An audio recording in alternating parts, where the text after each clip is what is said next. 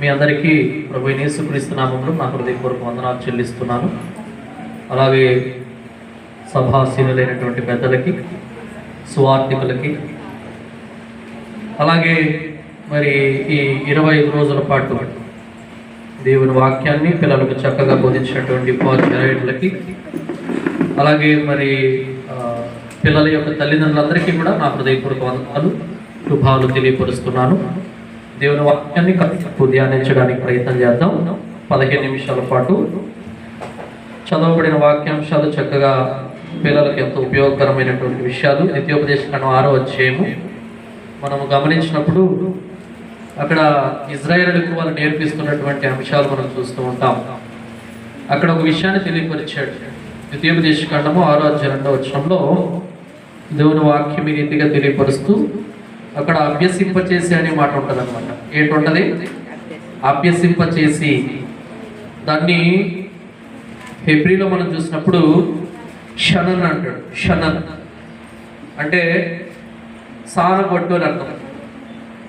సానబొట్టు అని అంటారు. అంటే పిల్లల్ని ఏం చేయాలంట? సానబట్టని దేవుని వాక్యం తెలియపరుస్తుంది. అదే పనిని సహోదరుడు విద్యాసాగర్ గారు ఆలోచన మేరకు ఈ 25 రోజుల పాటు వారిని బాగా సానబట్టారు. 3 ఉపాధ్యాయురాలు చక్కగా అనేక విషయాలు వాళ్ళు నేర్చుకోవటానికి ఈ యొక్క ప్రోగ్రాం తోడ్పడిందని నేను సంతోషిస్తూ ఇలాంటి ఒక కార్యక్రమాన్ని తలపెట్టినందుకు వారికి వారి కుటుంబానికి ప్రత్యేకమైన వందనాలు తెలియపరుస్తున్నాను. బోధించిన ఉపాధ్యాయురాలకు కూడా వారి ప్రత్యేకమైన వందనాలు. చక్కగా నిజంగా నేను అప్పుడప్పుడు వచ్చి నేను కూడా ఒక 4 క్లాసులు ఏమి తీసుకున్నాను. బాగా అనేక విషయాలు పిల్లలు నేర్చుకున్నారు. నేను అడిగేవాడిని, మీ అందరికి ఇంట్రెస్ట్ ఏనా అని. అసలు 25 రోజుల పాటు ఎవ్వరూ వెళ్ళకుండా ఉన్నారంటే ఈ క్రెడిట్ అంతా ఎవరికండి? టీచర్స్. వాళ్ళకి గట్టిగా క్లాప్స్ కొడతాం.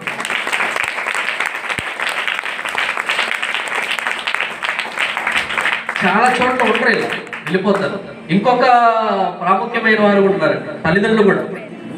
వాళ్ళ ప్రోత్సాహం కూడా చాలా ప్రాముఖ్యమైంది. వారికి కూడా నా ప్రత్యేక వందనాలు. కొట్టండి.